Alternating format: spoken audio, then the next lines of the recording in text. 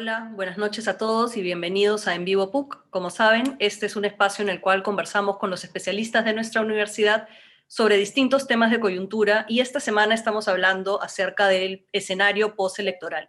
Hoy día nos acompaña el doctor Fernando Tuesta. Él es profesor de la especialidad de Ciencia Política de nuestra universidad y ex jefe de la OMPE. Muchas gracias, doctor Tuesta. Muchas gracias por acompañarnos. No, gracias a ustedes. Muchas gracias a ustedes por la invitación.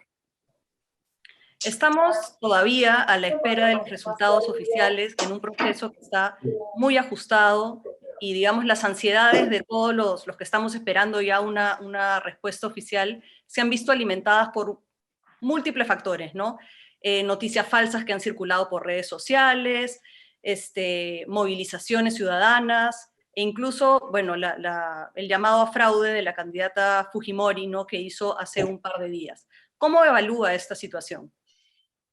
Bueno, en términos estrictamente electorales, este es un serio problema, porque ya desde la primera vuelta se estaba hablando de fraude y creo que en realidad se abonaba un campo para que si cualquiera de los dos perdiera, iba a cuestionar el resultado. En el Perú han habido con esta 3 elecciones de resultados ajustados. En 1962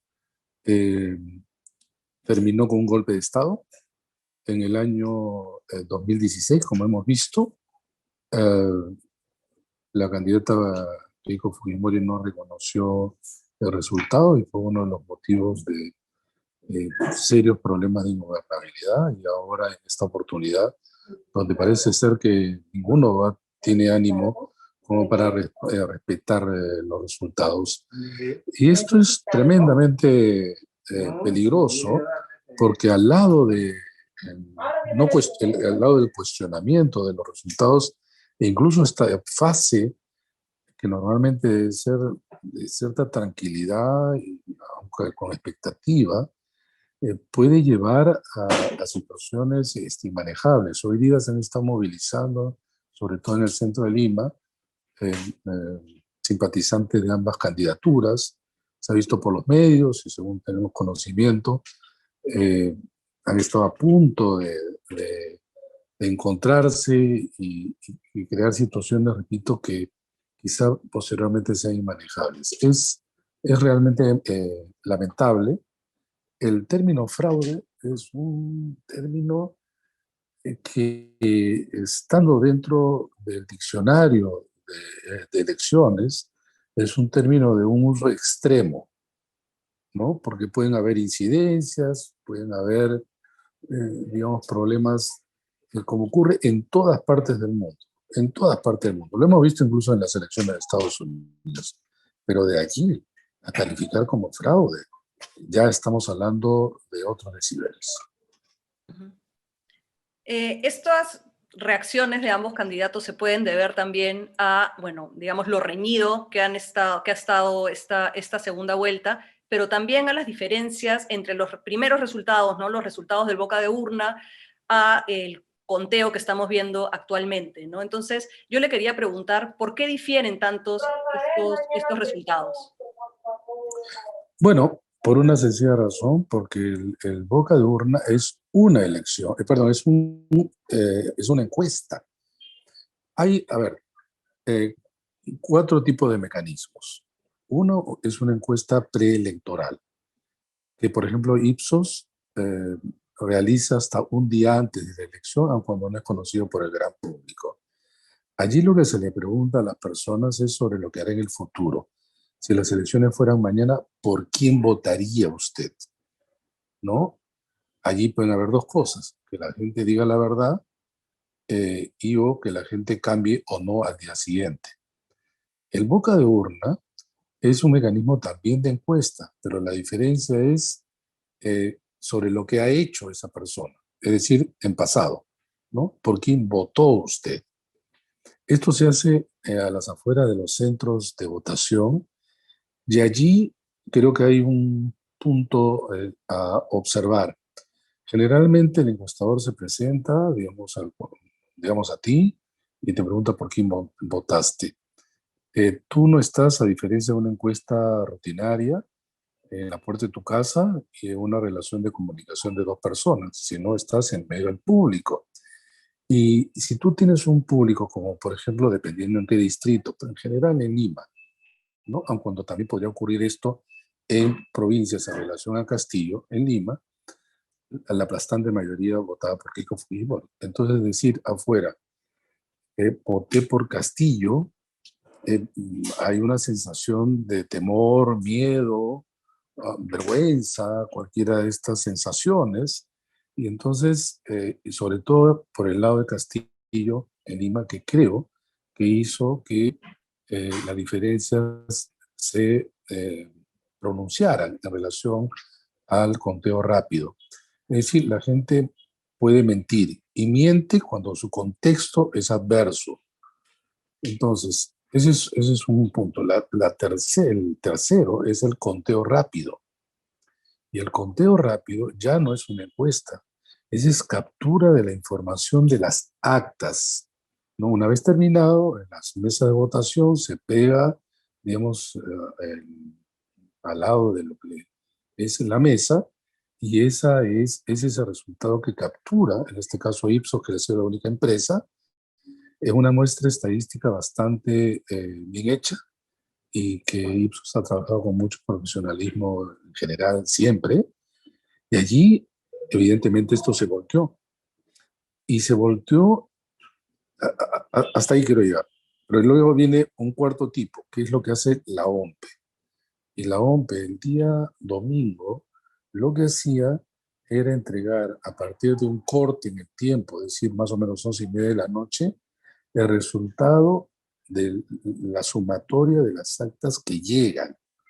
Es decir, no es una muestra estadística, es las actas que llegan, y que generalmente las que llegan son los que están más rápido, más cercanos a los centros de votación, por lo tanto Lima, por lo tanto las urbes, por lo tanto la costa, y entonces por eso es que la diferencia a favor de Keiko Fujimori era de 4 o 5%. Ese mismo domingo yo manifestaba que lo que iba a haber es una inversión de esta tendencia y que se iba a ajustar, iba a estar muy cerca a lo que es el conteo rápido de Ipsos. Y lo que está ocurriendo es exactamente eso, ¿no? Aun cuando todavía no se ha terminado, porque claro, hay un margen de error.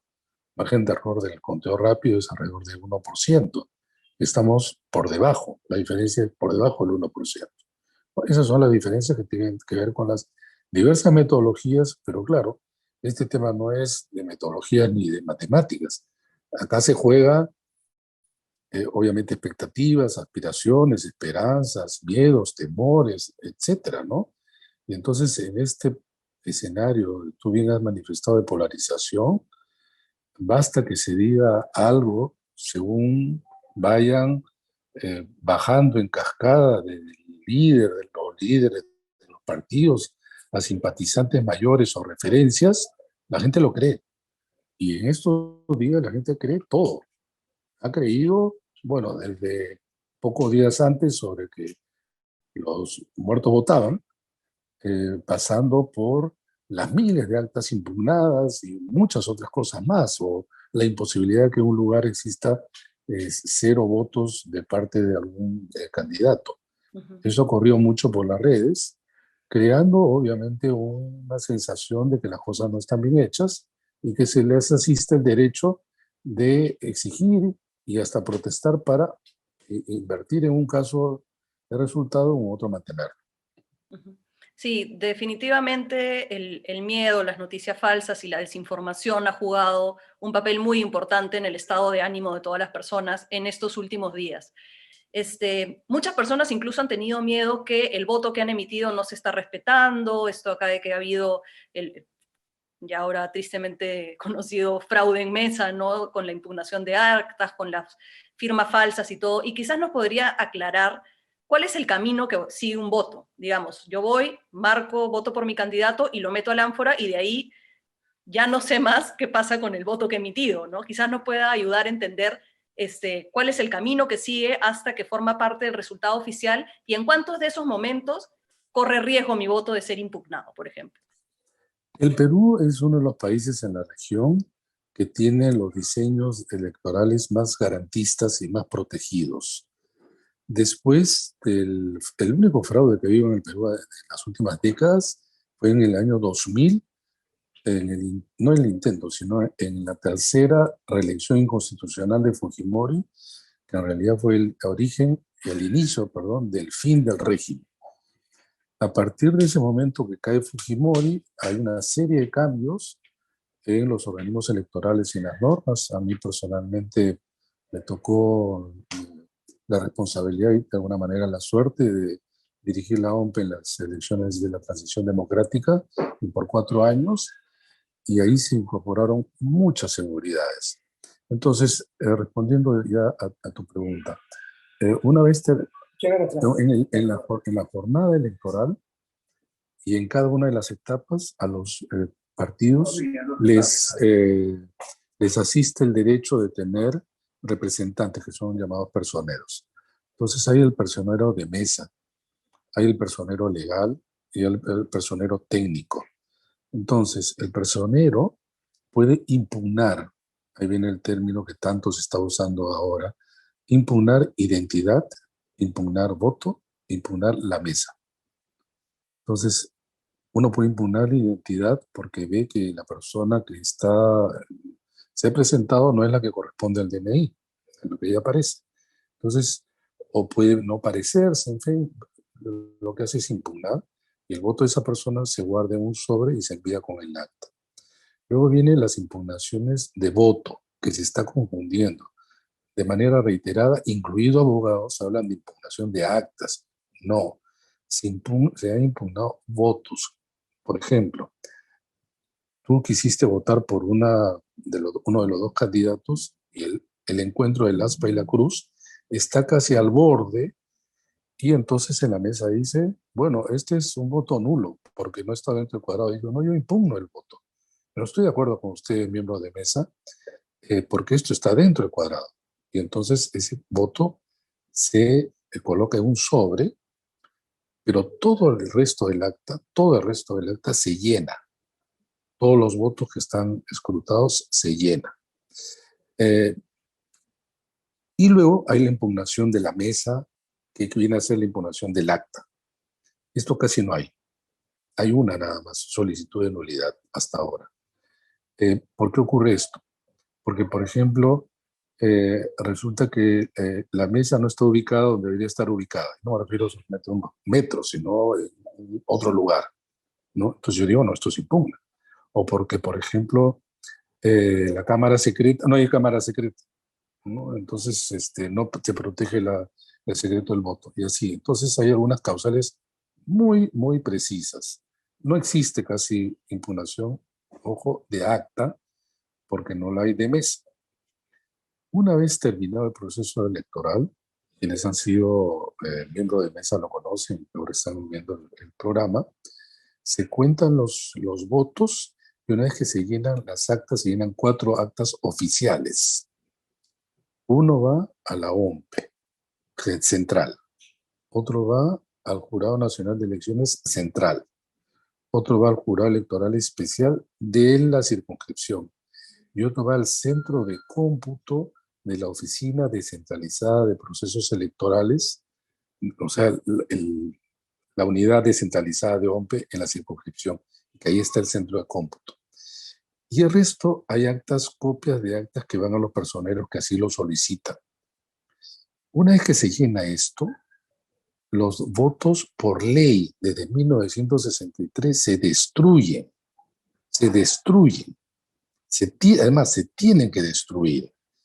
Pero ¿qué pasa? Muchas veces los miembros de mesa, porque no se capacitan bien o porque son voluntarios, y imagínense aprender muchas cosas en el momento, hacen cometer errores y algunos casos destruyen, pero en otros casos no destruyen o destruyen una parte. Deben destruirse los votos usados y no usados.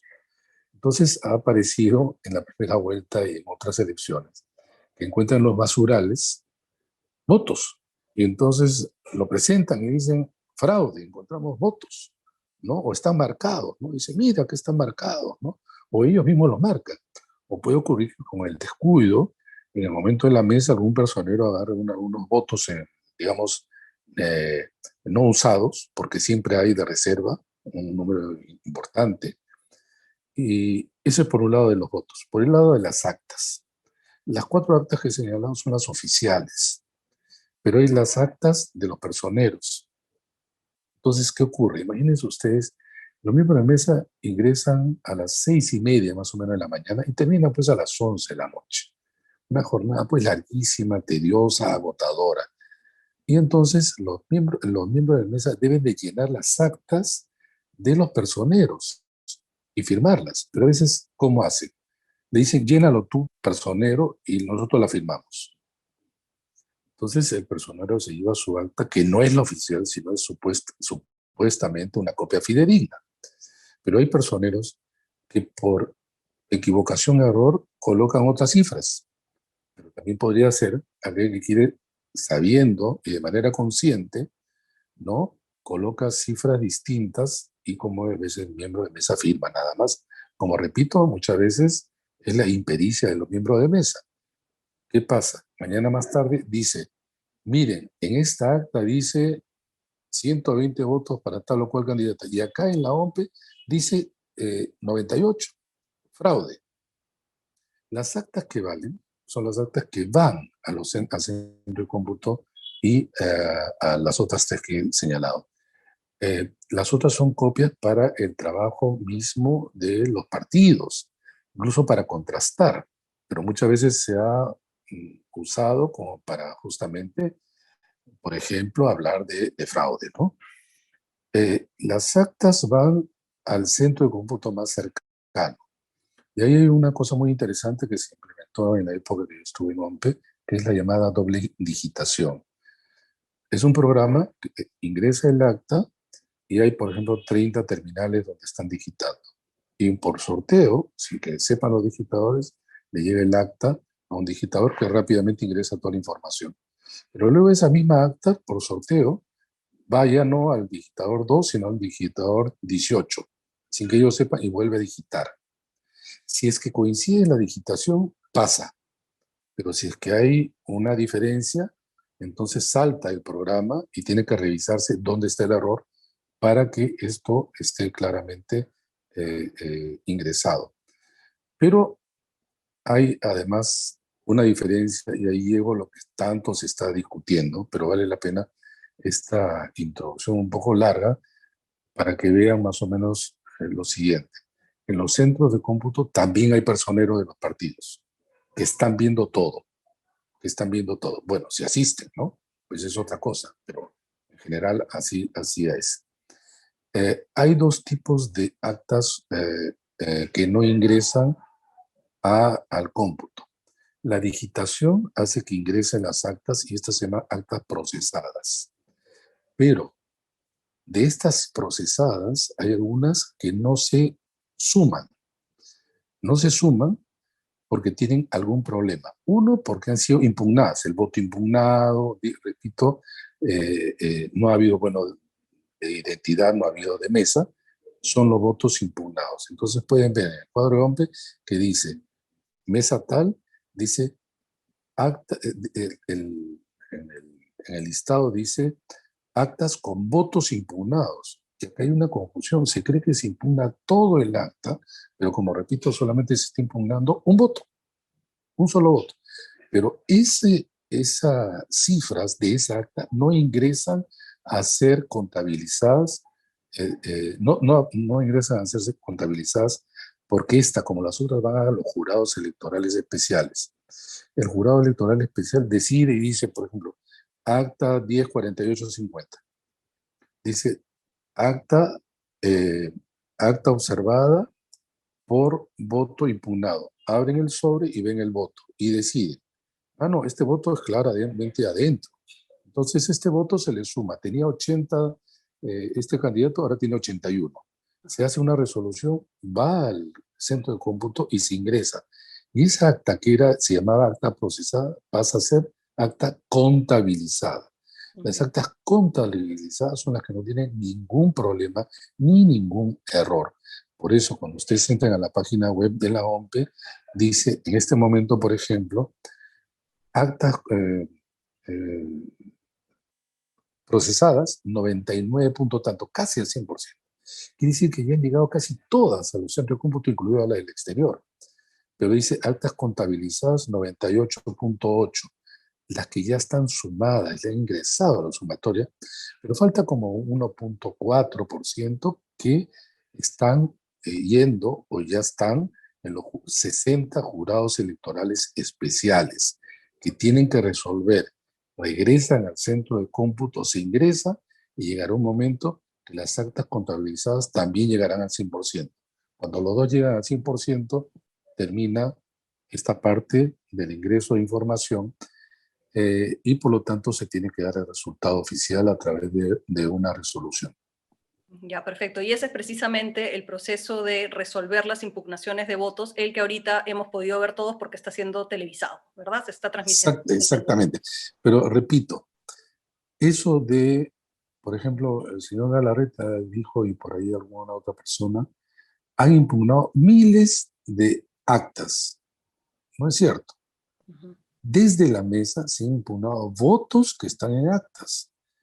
En un momento llegaron a ser como 461. Entonces se resolvía qué destino iba a tener un voto de esa acta. Pero el resto de las cifras y de los votos que ya se escrutan o cuentan en la mesa se mantienen tal cual. Eso no varía. Muy bien. Ahora, tomando en cuenta todo el proceso que ha descrito y el papel que juegan los personeros, ¿no?, en la impugnación de votos, ¿usted considera que ahorita alguno de los dos partidos que están camino al, bueno, en pugna, tienen la organización suficiente como para poder organizar un fraude que termine volteando la voluntad popular? No hay fraude posible sin el compromiso de los tres organismos electorales. Imposible, ¿no? Es como querer hacer un crimen perfecto con mucha gente. Acá solo es posible eso si hay una captura de los organismos electorales, pero ¿por quién? Por alguien. Por alguien que dos partidos que ni siquiera sabían que iban a pasar a la segunda vuelta. No, eso es absurdo. Eso es absurdo, imposible. Pero además hay otra cosa, hay los observadores nacionales e internacionales, hay los fiscalizadores del Jurado Nacional de Elecciones. Entonces hay mucha gente involucrada. Sin embargo, que existan alguna incidencia, esto sucede, repito, en todos los países.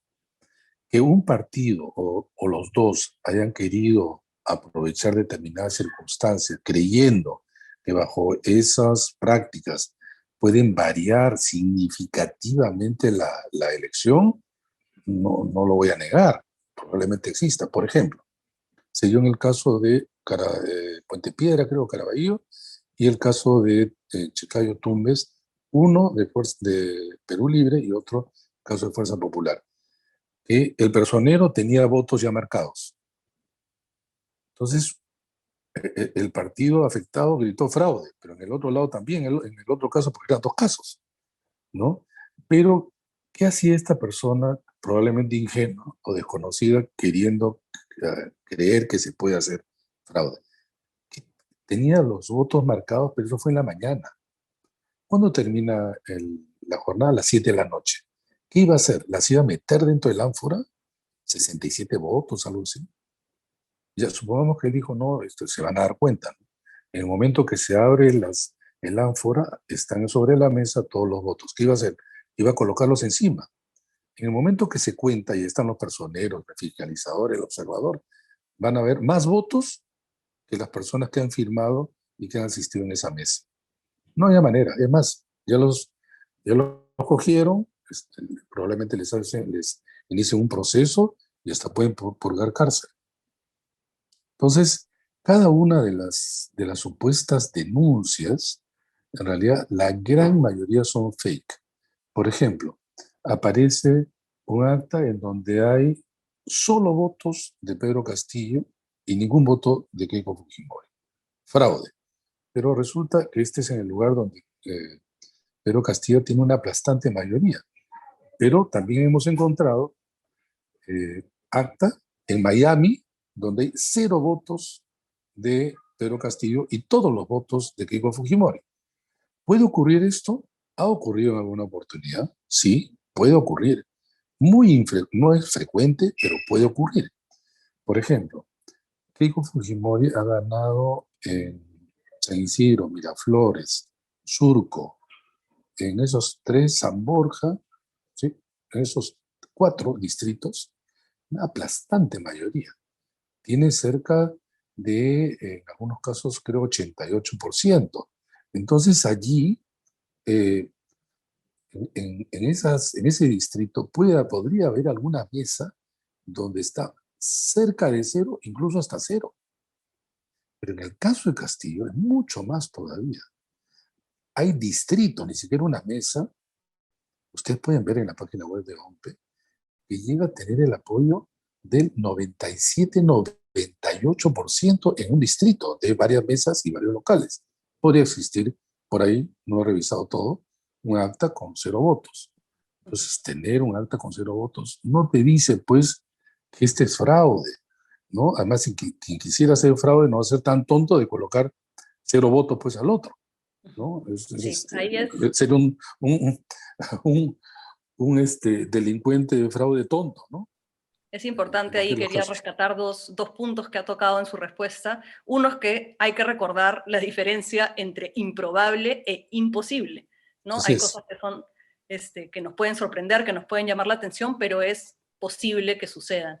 Y por otro lado, es este hecho que usted también ha mencionado, que en todos los procesos electorales va a haber votos impugnados y va a haber quizás algunas Todos. irregularidades que están Todos. mal, están fuera de la norma, pero eso no invalida todo el proceso, ¿no? Entonces, quería preguntarle si, o sea, ¿en qué momento o qué magnitud tendrían que tener estas irregularidades para poder invalidar todo un proceso? O sea, ¿en qué momento se puede llamar un fraude? Lo que pasa es que generalmente son los contextos, ¿no? Y eso ya uno lo va viendo con anticipación. Por ejemplo, el año 2000 se hablaba de fraude ya en la campaña porque había una captura de los organismos electorales. Como les digo, es casi imposible hacerlo sin los organismos electorales. Al terminar y al caer Fujimori, ¿qué había pasado? La OMPE había sido capturada con el ex jefe de OMPE allí y uno de los funcionarios mayores era José Cabaza Roncala, que años más tarde era jefe de los Cuellos Blancos, de la mafia esta que capturó eh, parte, por cierto, y redes en el Poder Judicial, Ministerio Público, el Consejo Nacional de la Magistratura, etcétera. Esa era una captura. Cuando yo ingresé a OMPE, encontramos evidentemente evidencias. Yo personalmente además tengo de alguna manera la satisfacción de haber firmado el cese de José Cabaza Roncala a las 2 semanas que llegué y a mucha de la mafia de allí. En el Jurado Nacional de Elecciones había 7 magistrados que al último fueron encontrados que habían sido corrompidos por Vladimiro Montesinos. 5 de un pleno y 2 que luego ingresaron. Y de la misma manera Reñeque. No hay manera de hacer fraude. En Venezuela, he estado yo en muchas misiones de observación en Venezuela, eh, en el gobierno de Chávez, ellos capturan, pues, evidentemente al Consejo Nacional Electoral, ¿no? Pero que un partido diga, yo voy a hacer fraude, ¿cómo lo haces? O sea, no es tan fácil. O yo diría extremadamente difícil. Puedes tener un éxito en una mesa por allí, otra por allá.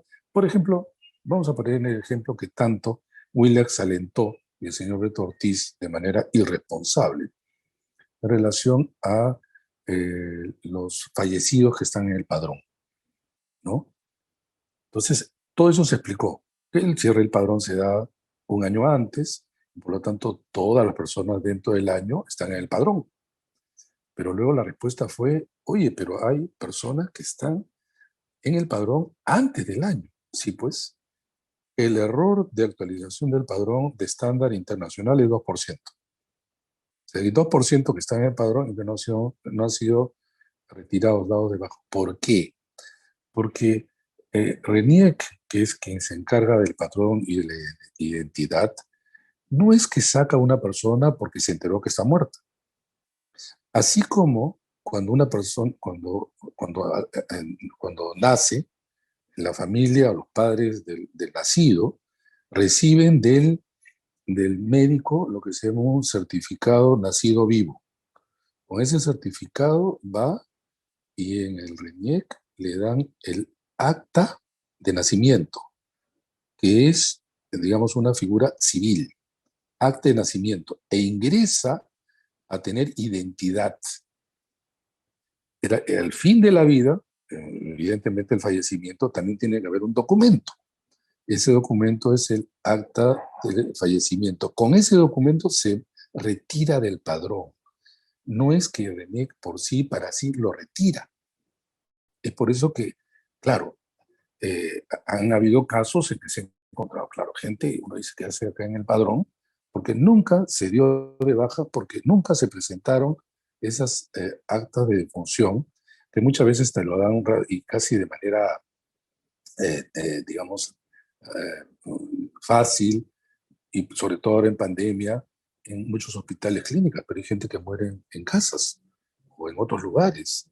Incluso estamos en un país de la informalidad, ¿no? Donde en algunos casos incluso los entierros, ¿no? Entonces, pero miren cómo esta discusión de los fallecidos, que decían, decir, miren, este fraude porque hay personas dentro del padrón. Pero ¿cómo saltaba de que existan personas dentro del padrón fallecidas, de ahí a votar? Y no se hacían esa pregunta. Entonces yo digo, bueno, vamos a hacerlo así. Yo voy a reemplazar en determinada mesa a una persona que ha fallecido. Ya me presento. Van a ver van a ver el DNI mío que no corresponde, obviamente, a los datos de esa persona. ¿Qué DNI tendría que entregar? Tendría que tener el DNI de esa persona. Pero el DNI de esa persona tiene una foto distinta a la mía. Entonces yo tendría que falsificar un DNI con los datos de esa persona y mi foto para poder votar. Esa persona está cometiendo dos delitos: suplantación y falsificación, pena de cárcel. ¿Cuántas personas necesitas para suplantar de manera significativa y que voten por un candidato o candidata? Miles, pues. Ese aparato ya se hubiera descubierto. O sea, no hay crimen perfecto con tanta gente. No existe eso, ¿no? Y como Sí. eso, repito, varios ejemplos. Vean Willax todos los días y van a encontrar cada fake a diario. Dos por día. Sí, Dos y por de día hecho mínimo. en Twitter ya incluso la gente está haciendo un trabajo de verificación de datos, ¿no? Casi en simultáneo, ¿no? Entonces también se pueden ver desmentidos varios casos que pues alertan y despiertan todos los miedos, ¿no? Pero este, quiero pasar un ratito a las preguntas que están llegando del ¿Cómo no? público, porque son varias. Ujú. Sí, es que Mario J. hay mucho por explicar también y Hay aclarar. mucho. Hay Eso mucho es por explicar cierto. y creo que además hay un interés particular en este momento sobre cómo funciona ese proceso, ¿no? Ujú, Es un momento de muchísima tensión también, ¿no? Y eso ujú. alimenta también las dudas y los miedos, como lo hemos Sin dicho. duda, sin duda, sin duda. A ver, Mario JT dice, las actas observadas con error material, sin firmas y legibilidad, ¿son revisadas para formar parte del conteo o son descartadas definitivamente? No, todas las actas que no entran directamente a ser contabilizadas, todas pasan al jurado electoral especial. Y hay un principio en elecciones. Este principio es fundamental, que es el siguiente. Se debe, bajo todo punto de vista, la mayor esfuerzo posible de preservar la voluntad popular traducida en los votos. Es decir, lo máximo posible para rescatar el voto. Entonces, el intento eso de querer anular toda la mesa es que tratar de desconocer el voto de la mayoría, ¿no? ¿No? De los que ahí están comprometidos. Entonces, ¿qué cosa es un error material? ¿Qué es un acta con error material? Es un acta que los miembros de mesa entregan sin considerar que han tenido errores en el llenado. Por ejemplo, eh, la suma del voto de Castillo, que tiene 100, y Keiko Fujimori, que tiene 80, en vez de poner 180, pusieron 185. Es un error material. Por ejemplo, es 185, pero resulta que fueron a votar, perdón, sí, votaron 175. ¿Cómo pueden haber 185 votos si votaron solamente 175? O de repente aparecen la suma 200, pero resulta que el padrón de esa mesa es solamente 180. Es decir, una serie de inconsistencias que se llaman errores materiales, ¿no? Luego hay otras que es ilegibilidad. He visto en Twitter y ha pasado incluso por redes de WhatsApp. Dice, miren esta acta, dice, miren usted, está todo perfecto, ¿no? Y uno ve que efectivamente está todo perfecto. Dice, la han declarado ilegible, fraude, ¿no? Para empezar, las actas que valen son las oficiales y las que van a los centros de cómputo. El personero ha podido escribir su copia de manera legible, pero no es la que está allá, pues, no es la que está allá. Entonces, muchas veces, ¿qué hace el jurado electoral especial cuando no está legible? Pide las actas de respaldo, por eso hay otras tres que van a tres distintos destinos. Entonces, pero de repente no llegó ahí por alguna eventualidad del Jurado Nacional de Elecciones. Pide la segunda acta de respaldo y luego la tercera acta de respaldo. Alguna de ellas tiene que haber. Coteja y resuelve. Coteja y resuelve. Muy bien, acá hay una pregunta que hace, ¿dónde está? James Osoria, que creo que es la pregunta que todos estamos haciéndonos en este momento. ¿Hoy tendremos el conteo total de las actas y será posible saber quién será presidente? No. Todos quisiéramos que esto ya se termine. Acuérdense que el 11 de abril fueron las elecciones en primera vuelta y estamos ya casi 2 meses realmente agotadores, ¿no? Eh, Miren, como repito, van a haber en un momento dado, y probablemente hoy puede ser, donde diga 100% de las actas procesadas, como dije del inicio. En ese momento han llegado todas las actas a los centros de cómputo, se ha ingresado la información, pero de las actas que tienen problemas no se ha sumado, que son las actas solamente contabilizadas. En ese momento en el centro de cómputo todos se cruzan de brazos y esperar. ¿Qué esperar? Las actas que vengan ya con resolución, cada acta con una resolución de los 60 jurados electorales especiales. Llega el acta, ingresan, eso pues es en menos de un minuto, ¿no? Es rápido, y pasan a ser contabilizadas.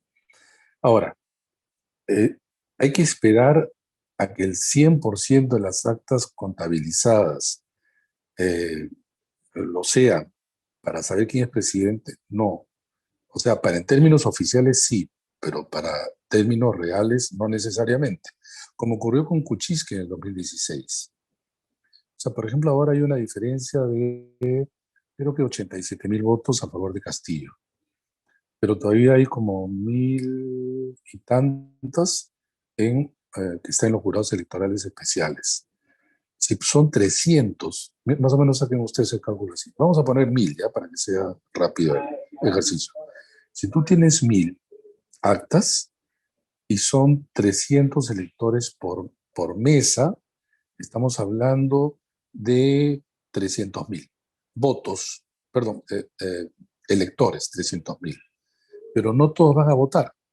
El 25% no va a votar. Entonces, el 25% de 300 o 60, tenemos 240 votos, ya de los que efectivamente fueron a votar, 240 y votaron. Pero eso tienes que retirarle los nulos y blancos. El promedio nacional es 6%, ¿no? De los 240. Entonces ahí tienes que restar y estamos hablando de repente de, qué sé yo, al final 220.000. Entonces 220.000 está votos para Castillo, votos para Keiko Fujimori. Entonces, esto se debe reducir de tal manera, si se mantiene los 80.000 a favor de Castillo, y si lo que falta se va reduciendo, ya resulta irreversible cuando el resultado de lo que falta ya no va a invertir la diferencia de Castillo, ¿no? Eh, no es que la diferencia sea 80.000 versus 80.000, porque tendríamos que pensar que todas las actas y todos los votos de ahí irían a Keiko Fujimori, el 100%, y eso es imposible. ¿no? Entonces, yo creo que, bueno, hay que esperar de todas maneras. ¿Puede ganar Keiko Fujimori? Sí puede ganar. Como diríamos en el fútbol, matemáticamente puede ganar. Es Y como ocurrió en el posible. fútbol, como ocurrió en el fútbol peruano, matemáticamente nos clasificamos, pero la mayoría de veces no nos clasificamos, pero hace poco sí nos clasificamos. Entonces, hubo una vez donde matemáticamente sí fue posible. Es más o menos lo que sucede entre Castillo y Keiko Fujimori. Y una vez que se llegue al 100% del conteo de votos, ya No, no hay ojo, nada que hacer. no. No se llama conteo de votos. Y permíteme subrayar eso, porque ha llevado a un error. Ujú. Los votos ya se contaron en mesa, no existen. Sí, es cierto, lo explicó hace un momento que se destruyen. Ya, pero no, es importante, ¿sabes por qué? Porque, por ejemplo, el señor López Aliaga decía que yo quiero que me reconteen, porque él quiere, ¿no? Porque quiere, recontee. ¿Recontar qué? Si no existe. En el Perú no existe la figura de recontar y casi la mayoría de los países no lo tienen. Hasta el año 63, efectivamente en el ánfora se colocaban las actas y los votos. Pero ¿qué pasa en el transcurso del lugar de votación al centro de cómputo, que lo lleva el presidente de mesa? Había pues las ánforas se cambiaban en el camino. Es famoso eso, se llamaba el anforazo. El anforazo era el fraude cambiando todos los votos, ¿no? Eso no existe y es una medida que se toma en muchos países y coloquialmente en el argot electoral se llama acta mata voto. O sea, lo que vale es el acta. Encuentren todos los votos que quieran, si quieren por las calles de Lima, no sirve, ya no vale. Lo que vale son las actas. Entonces, ante tu pregunta, una vez que se han ingresado las actas, ¿puede haber alguna posibilidad de dar marcha atrás?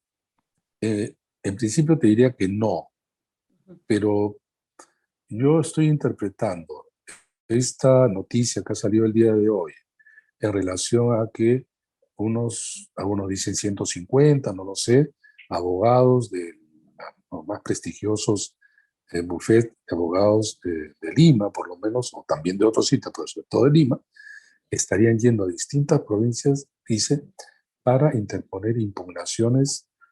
Impugnaciones. Y uno dice, ¿de qué?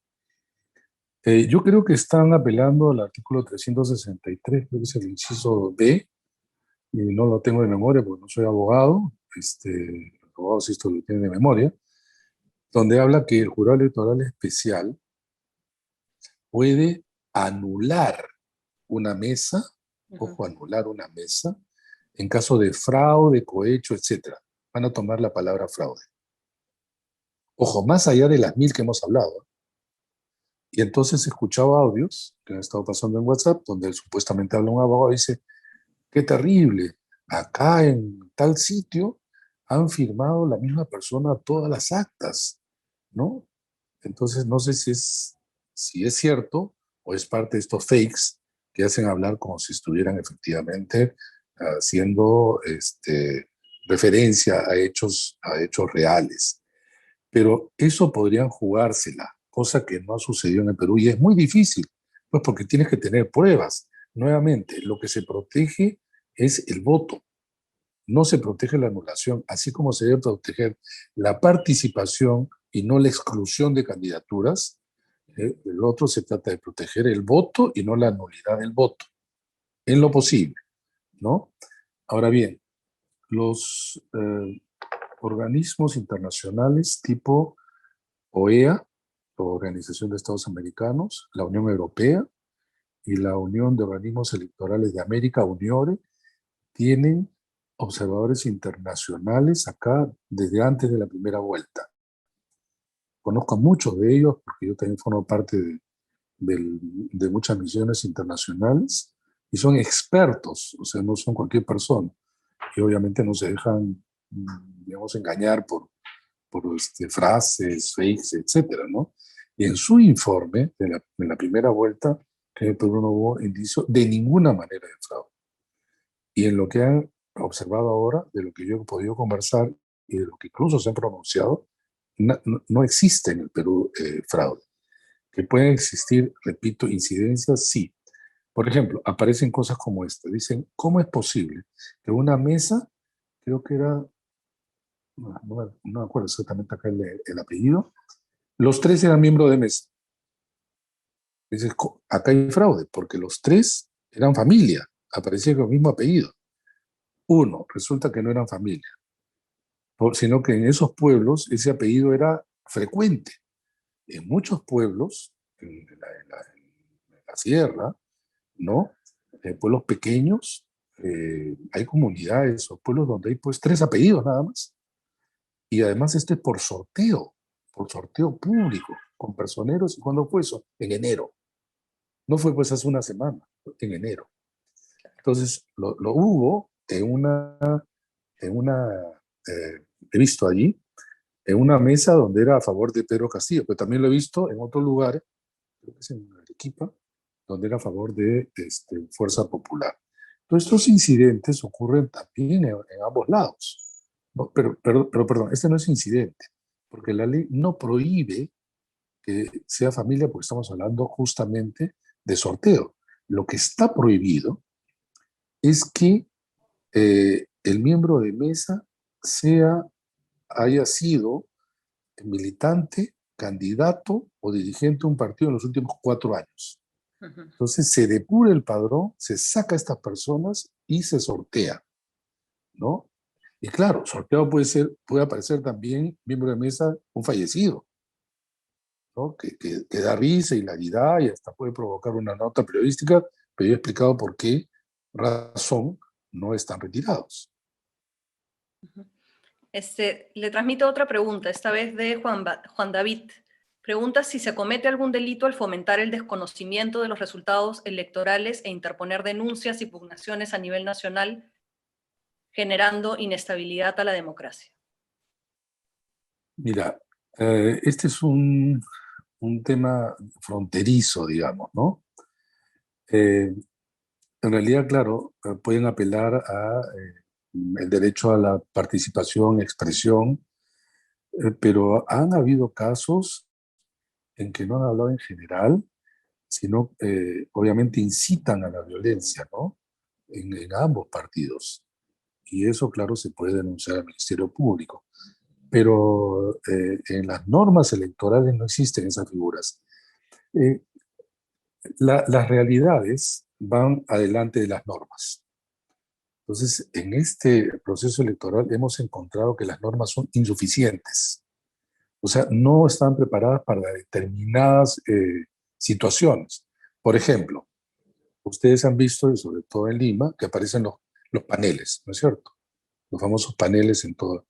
Esto era a favor de Keiko Fujimori en contra de Castillo, o en todo caso en contra de Castillo. Eso es propaganda. Y en las normas habla de que eso está regulado y no debiera permitirse, pero tampoco es tan explícito. Tampoco es tan explícito. Eh, un segundo hecho.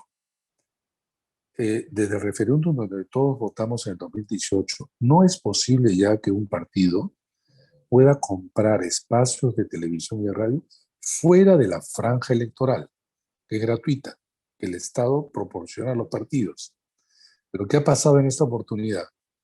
Para violar la ley o darle vuelta a la ley, hemos encontrado programas de televisión enteros dedicados a favor de un candidato, o una candidata en este caso. Imagínense cuánto eso es más que un spot. Eso después se da media hora, 40 minutos, ¿no? Entonces, y además en el caso de televisión, es mucho más grave porque se están usando justamente las ondas electromagnéticas que es de propiedad pública, ¿no? Eran canales privados, pero de propiedad pública y eso no debieran hacer.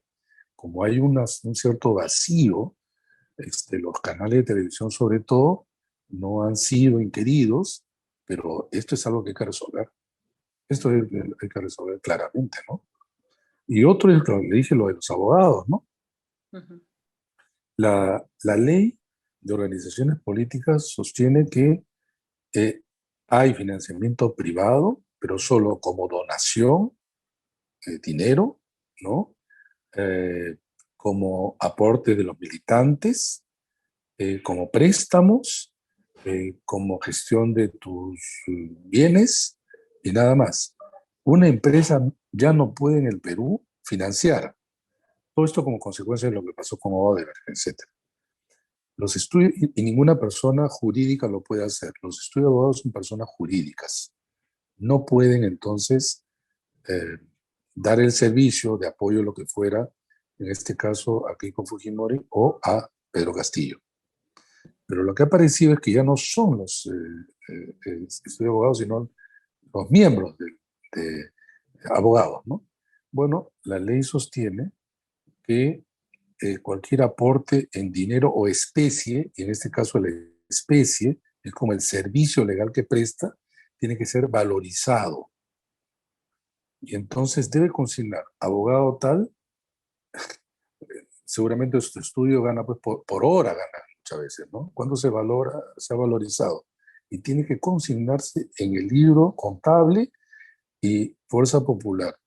Y Perú Libre tiene que presentar a la OMPE el nombre del abogado, el equivalente al valor de su trabajo durante todo ese tiempo, pero hasta un límite, 120 UITs como máximo, no puede más. Claro, hay algunos estudios de abogados que cobran carísimo, ¿no? 2 días de trabajo ya pasaron los 120 UITs, pero ahí, al inicio escuché a unos abogados decir, no, esto será de honores.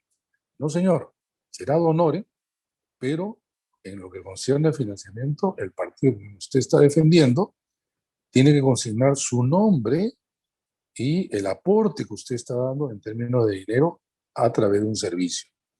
Que usted no le cobre es otra cosa. Es como que yo, por ejemplo, tengo varios autos y lo entrego a un candidato que es mi favorito para que lo use en campaña. Bueno, en los libros contables debe aparecer cuánto es el valor, digamos, de una suerte de alquiler por el tiempo que ha usado.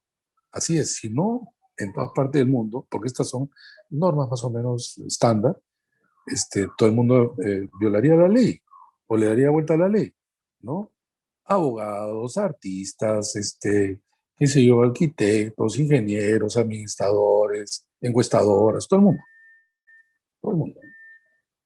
Muy bien. Ahora, ya estamos próximos a saber los Ah, resultados, a saber los resultados yo próximamente. pensé, yo pensé que próximos a terminar el programa.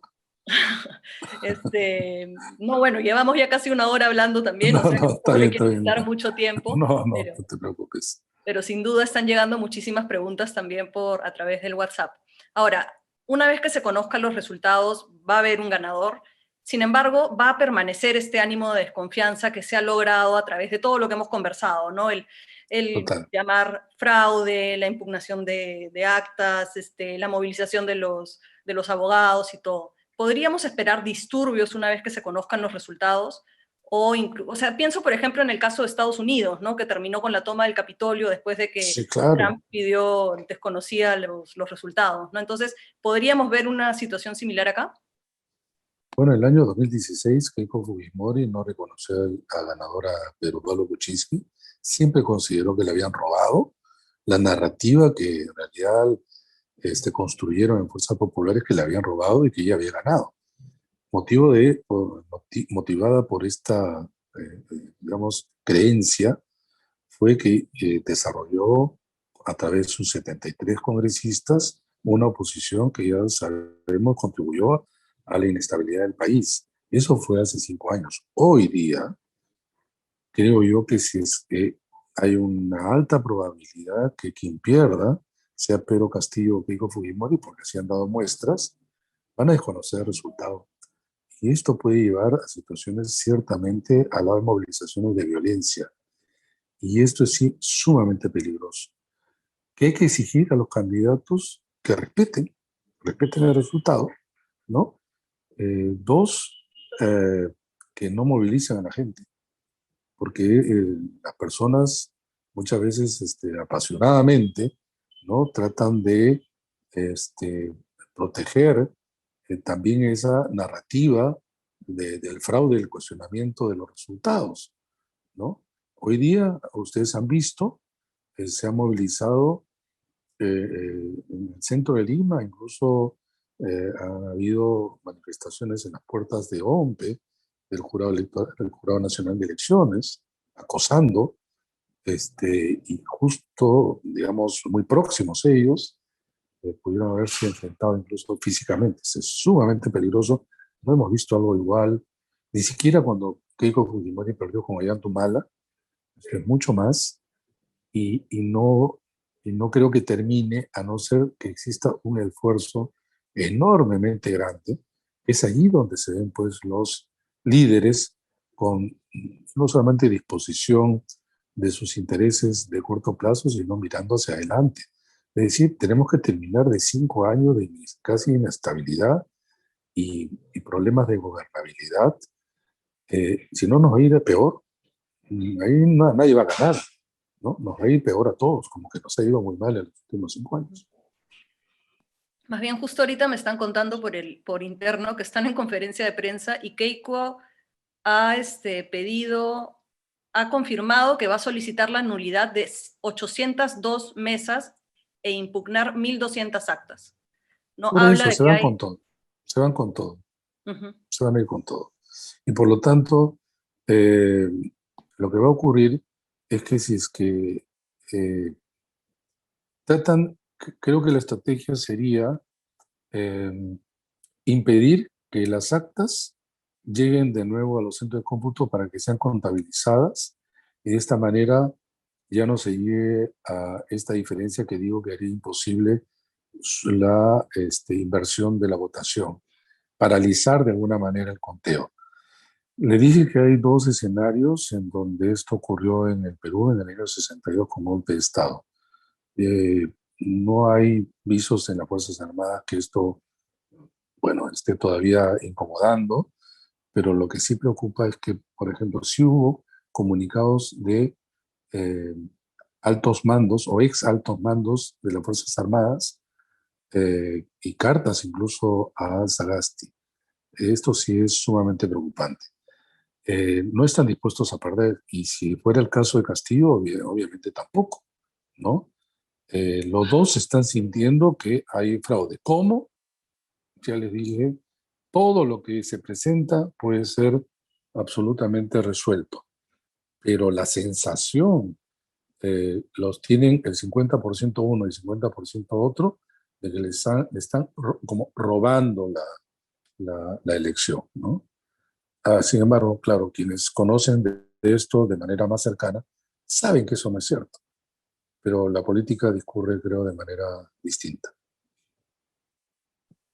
¿Y cuál debería ser entonces, digamos, el comportamiento de la ciudadanía frente a estas denuncias, ¿no? Digamos, ¿cuáles son los mecanismos que tenemos para poder revisar que no se haya cometido un fraude, para recuperar la confianza o para, digamos, oponernos a que haya un fraude eh, por, esta, por esta revisión de las actas? Mira, fraude no ha habido, definitivamente no ha habido, ¿no? Pero repito, todas aquellas cosas que se han tratado de mostrar son absolutamente respondidas, claramente respondidas, pero claro, quien no quiere escuchar no va a escuchar. La ciudadanía lo que debe tomar es eh, cautela, tomar distancia, no estar compartiendo todo lo que les llega. A mí me llega cada rato de gente, puede ser de familia, amigos, vecinos, etcétera, de cosas que escucho y es lamentable, pero la gente lo cree. No ser parte de la desinformación, no ser parte y exigirle a ambos que respeten los resultados y no salir a movilizarse de esta manera, uno no proclamándose ganador cuando todavía falta y la otra hablando de fraude de manera irresponsable, ¿no? Está en juego de verdad no solamente la elección, sino está en juego, o podría estar en juego ya el sistema democrático. Y lo peor de todo, a 200 años de república. Sí, llegamos con las justas al bicentenario, creo, Con en la estas justicia. circunstancias.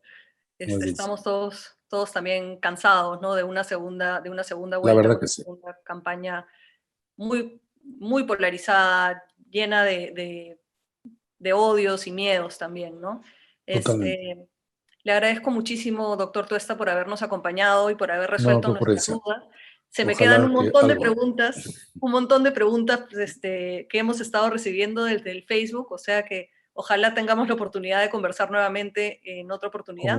Como no, bueno, pueden visitar también mis redes sociales donde ahí posteo e intervengo todo lo que se puede. Algunos quienes estamos en este tema hace tanto tiempo, estamos haciendo los esfuerzos de esclarecer, pero la verdad que abruma tremendamente las campañas de desinformación. Es difícil.